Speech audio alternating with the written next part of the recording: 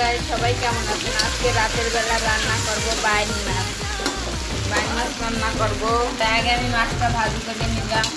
আমি মাছ রান্না করলে সব মাছ নিয়ে ভাজি করে রান্না করব। এখন এই তেলের ভিতরে জিরা আর শুকনো মরিচ দিয়ে দেবো।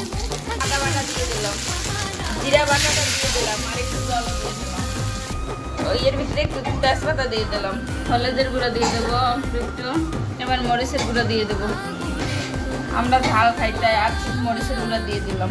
স্বাদ অনুযায়ী লবণ দিয়ে দিলাম, আর এর উপর থেকে আর একটু সরিষার তেল দিয়ে দেবো।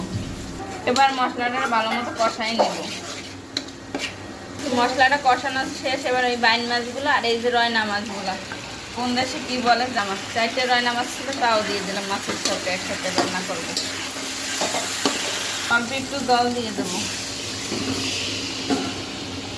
আজকে রান্না করতেছি পেঁয়াজ রসুন ছাড়া। কিরকম হয়েছে অবশ্যই কমেন্টে জানাবেন।